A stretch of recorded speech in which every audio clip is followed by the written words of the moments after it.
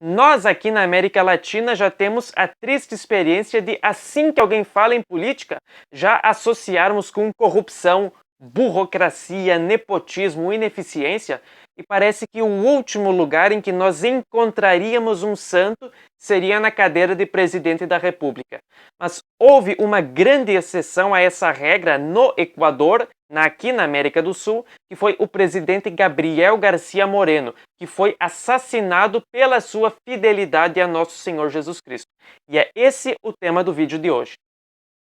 Dom Gabriel Garcia Moreno nasceu de uma família aristocrática, nobre, que entretanto tinha se tornado pobre, assim como a família de Davi, da qual nasceu nosso Senhor Jesus Cristo. E uma segunda semelhança é que ele nasceu na véspera de Natal, em 24 de dezembro de 1821. E ele que se tornaria um homem tão combativo e tão corajoso, entretanto, na infância era uma criança extremamente covarde e medrosa, se escondia dos trovões. E para fazer com que ele vencesse isso, o pai dele, por exemplo, trancava no terraço de casa durante as tempestades para que ele vencesse o medo, mostrando que não existe predestinação e os nossos defeitos sempre podem ser vencidos com esforço e oração, sobretudo. Ele tem uma ótima formação católica, entra num seminário franciscano, faz a tonsura, mas percebe que aquela não é a vocação dele. Saindo do seminário, ele continua católico, mas ele vai, infelizmente, colocar a sua fé por algum tempo num segundo plano, onde ele vai cultivar o seu espírito, o que é ótimo e todos nós devemos fazer, com a sua formação intelectual, mas sem nunca descuidarmos da fé. Por quê? Ele passou, para poder entrar na universidade, a estudar com o apoio da família, que o sustentou por algum tempo. Ele raspou todo o cabelo para não sair de casa, para se obrigar a ficar em casa estudando, se trancou no quarto, só saindo para alimentação e higiene, e passou a estudar por semanas, por 16 horas por dia. Naturalmente, ele consegue ingressar na faculdade e não só se torna um brilhante advogado que faz o propósito de nunca defender uma causa injusta, mas ao mesmo tempo ele estuda química, geologia, se torna um explorador, passa a catalogar elementos que ele vê na natureza. Ele vai se casar com uma mulher um pouco mais velha e muito mais rica e vai ter um tempo de ainda mais estudos na França. Retornando ao Equador, ele vai se tornar um grande jornalista de oposição ao governo liberal que havia no Equador. E ele vai, por isso, ser exilado. Por quê? O governo tentou prender ele, mas em pouco tempo tinha sido tal a fama que encontraram nesse católico Garcia Moreno que não adiantava colocar na cadeia, senão o povo poderia ir lá e soltar ele. Então, o expulsaram para o Peru. E não conseguindo retornar ao Equador, ele acaba fazendo uma segunda viagem à Europa. E é nessa viagem que ele teve a sua verdadeira conversão. Mas como assim, se ele já era um polemista católico? Aqui nós temos o grande problema dele no início da sua vida. E é um problema que talvez você esteja passando, que é o seguinte: ele era um católico militante, um católico combativo, mas ele não era um católico praticante. O mais importante, que é a frequência aos sacramentos e a oração diária, já não tinha. E foi quando ele estava na França que ele enfrenta um debate no qual lhe jogam isso no rosto. Quando um estudante anticlerical francês, que estava falando mal da igreja e ele defendeu a igreja, disse para ele: "Você defende muito bem essa sua religião, mas você pratica ela? Quando foi a última vez que você se confessou?" E não tendo o que responder de imediato, nós vemos que a graça de Deus tocou na alma de Gabriel Garcia Moreno e lhe deu a vontade de se tornar um verdadeiro católico. E ele pensa um pouco e responde: esse argumento faz sentido hoje, amanhã não vai fazer mais. E ele realiza a sua confissão percebendo que não adiantava nada ele fazer a sua defesa da religião católica se ele não praticava nem a oração. E ele continua a sua defesa, mas alimentada pela vida de piedade. E ele se torna um católico de rosário, missa diária, comunhão aos domingos, comunhão algumas vezes durante a semana, o que no século XIX, antes do Papa da Eucaristia São Pio X, tinha sido uma prática que caiu em desuso por causa da influência do rigorismo dos jansenistas, e ele passa a fazer os exercícios espirituais de Santo Inácio de Loyola. E retornando para o seu país, ele já volta como um católico novo, um católico na graça de Deus. E ele continua a sua defesa e ele encontra um país dividido, um governo falido, uma nação na miséria, revoltas pipocando por toda parte e uma guerra prestes a estourar. A situação básica de qualquer república latino-americana. E o Equador, naquele momento, tinha um governo liberal. O liberalismo foi o mais perigoso inimigo que a igreja enfrentou no século XIX.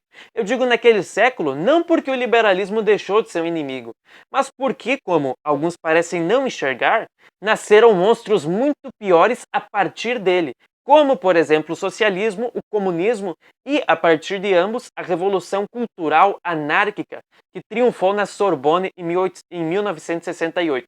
Se os senhores querem e precisam ter uma visão geral a respeito do processo revolucionário, confiram o vídeo sobre Revolução e Contra-Revolução disponível aqui no canal. Gabriel Garcia Moreno começou esse combate e ele percebeu claramente que aquela guerrinha que o governo estava provocando com o Peru nada mais era do que um objetivo para que o presidente liberal Robles e o general Urbino decretassem uma série de medidas extraordinárias, por exemplo, dando a possibilidade de prender adversários políticos, entre os quais Garcia Moreno. E ele inicia, então, uma luta junto com o apoio de militares, onde ele comanda batalhas para acabar com aquelas atitudes ilegítimas vindas do governo. Porque os católicos, eles são obedientes ao governo, mas a obediência não pode ser cega. E a partir do momento em que um governo eleito, entretanto, está fazendo uma guerra, cuja única finalidade que se percebe é aprovar medidas extraordinárias para implantar uma ditadura, é necessário resistir.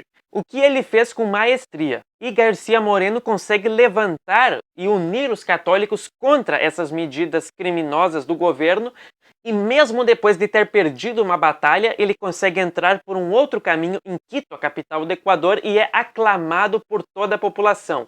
O governo liberal cai e entra um segundo governo, disfarçadamente liberal, contra o qual Garcia Moreno e outros grupos políticos e militares conseguem também fazer a sua vitória a esse respeito.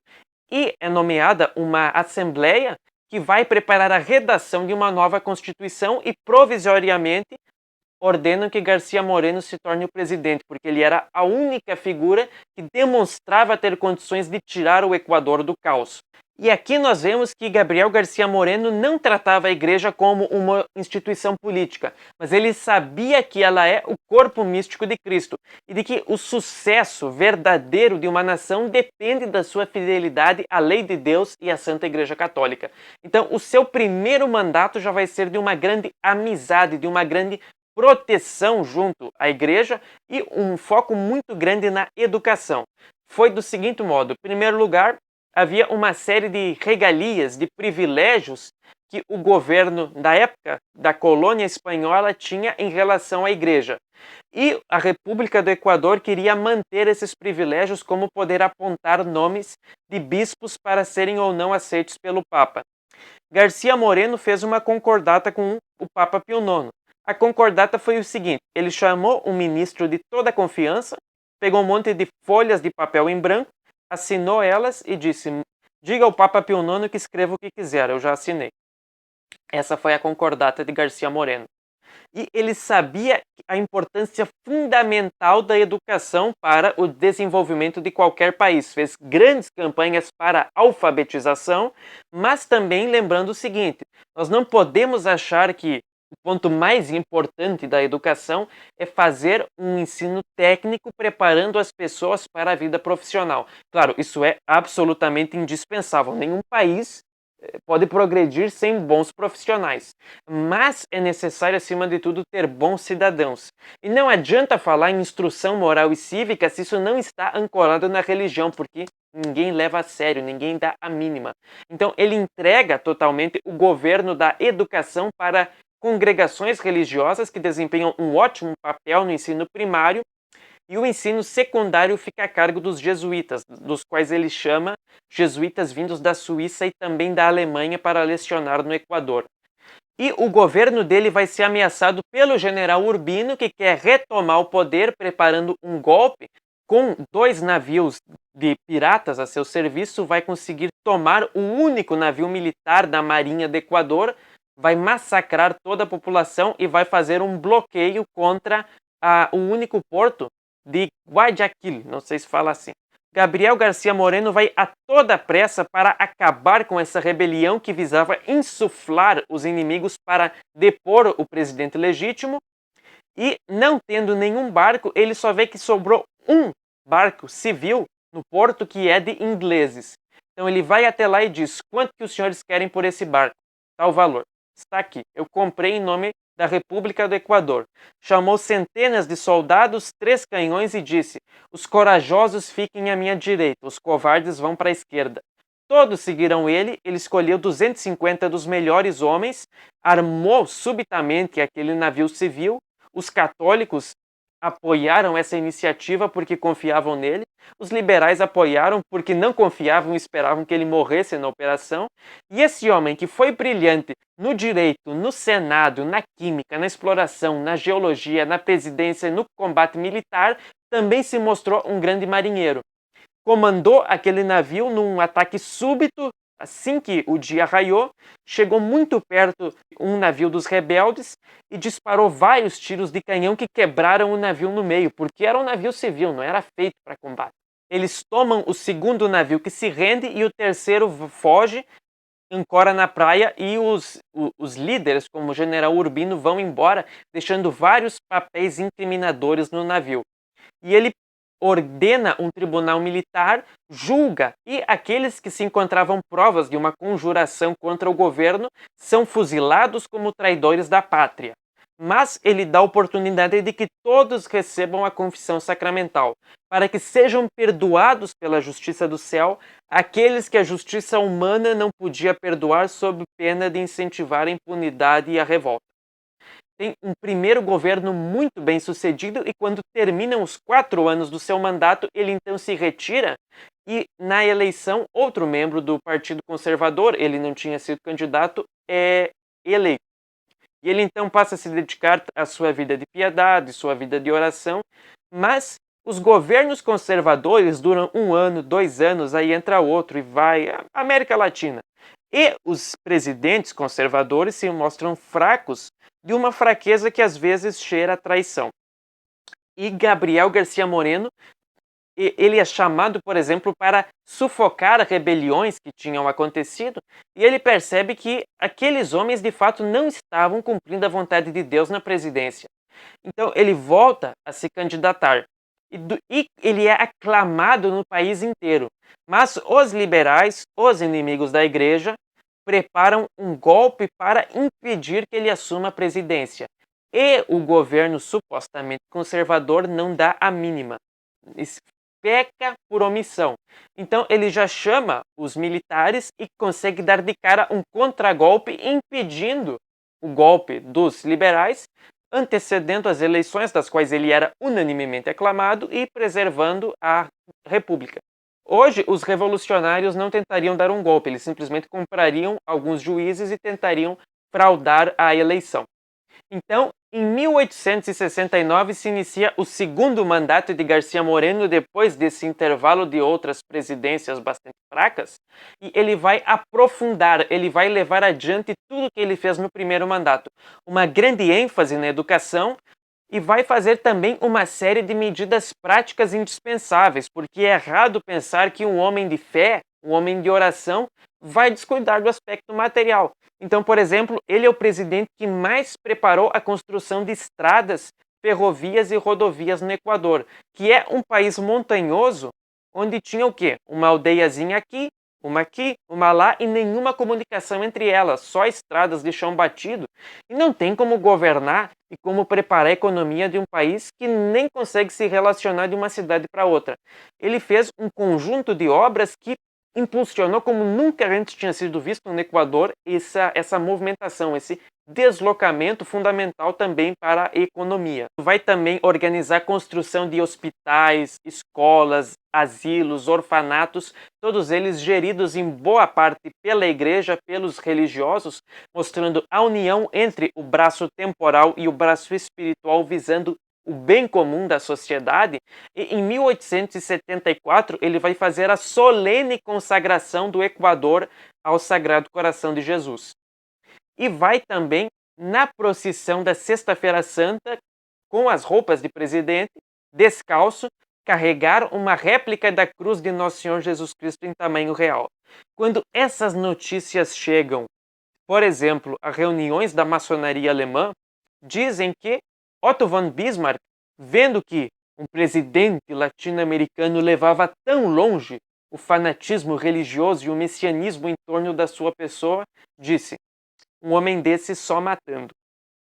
O recado foi transmitido e Gabriel Garcia Moreno, que foi candidato e foi eleito para um terceiro mandato, lembrando que entre o primeiro e o segundo teve esse intervalo, manda uma carta ao Papa Pio IX no qual ele diz que o Papa reze por ele, mas reze para que ele tenha coragem de receber a coroa do martírio, que naquela altura a morte dele já era inevitável. E ele vai receber avisos, por exemplo, de padres que tinham recebido recados de que, se ele não mudasse de linha, ele ia ser morto e morto logo. Na primeira sexta-feira do mês, na festa da Transfiguração do Senhor, em 6 de agosto de 1875, o presidente Dom Gabriel Garcia Moreno assistiu sua última missa, confessou, comungou, então teve os seus afazeres, tudo isso durante a manhã. Pela tarde, ele se dirigiu ao Palácio Presidencial e passou pela Catedral de Quito, que ficava quase em frente, onde ele viu que tinha um funeral. Então foi lá, rezou pela alma daquela pessoa, desceu da catedral e ele começa a subir a escadaria do Palácio Presidencial. E ouve uma voz que grita: "Muerte al tirano, morte ao tirano". Assim que ele se vira, já tem um golpe de facão nas costas. Em seguida, um golpe de facão na cabeça. E quando ele vai tirar o revólver que ele trazia no seu paletó, recebe um tiro. E depois mais um golpe e jogam ele escadaria abaixo. Os assassinos então golpeiam ele, pisam nele, bradam morte ao tirano, morte ao amigo dos jesuítas, dão mais facadas e fogem. Gabriel Garcia Moreno diz: Deus não muere, Deus não morre. Enquanto os assassinos são perseguidos e vão acabar mortos pelo exército, Gabriel Garcia Moreno, agonizando, é levado à Catedral de Quito, logo em frente. E colocado diante do altar de Nossa Senhora das Dores, o sacerdote pergunta se ele vai perdoar os seus algozes. E ele diz: eu já perdoei. E expirando diante do altar de Nossa Senhora, ele entrega a sua alma a Deus Nosso Senhor, cumprindo aquilo que tinha sido anunciado pela profecia de Nossa Senhora do Bom Sucesso séculos antes, a Madre Mariana de Jesus Torre, de que um dia o Equador seria uma república, teria um presidente santo, um presidente mártir que consagraria aquela pátria ao Sagrado Coração de Jesus. Quando o Papa Pio IX soube do assassinato de Garcia Moreno, ele mandou que se construísse uma estátua em sua homenagem, dizendo o seguinte: ao guarda fiel da religião, ao zeloso promotor dos estudos, ao dedicadíssimo servo da Santa Sé, ao justiceiro vingador do crime. E Leão XIII recebeu de presente da viúva de Garcia Moreno um quadro em tamanho real do presidente mártir, que ficou exposto até o momento em que o Papa liberal e revolucionário Paulo VI devolveu. E quando, em 1980, se exumam os restos mortais de Garcia Moreno, se encontram que o coração está incorrupto. E hoje a Igreja moderna não expõe a veneração dos fiéis porque ele é uma figura politicamente incorreta para tempos de liberdade religiosa, de ecumenismo e colegialidade. Toda a vida de Garcia Moreno e o seu governo pode ser lembrado nessas palavras desse discurso que ele fez em 1873. Já que temos a felicidade de ser católicos, sejamo-lo em nossa vida privada, em nossa existência política, e confirmemos a sinceridade de nossos sentimentos e palavras pelo público testemunho de nossas obras. ninguém é um bom católico se tenta ser só na esfera privada. Então, que o exemplo desse presidente mártir nos dê a coragem e a força necessárias para levarmos o testemunho público da nossa fé em todas as esferas da nossa vida para combatermos os inimigos da igreja do nosso contexto, ainda mais perigosos que os liberais da época de Garcia Moreno. Que Deus os abençoe e salve Maria.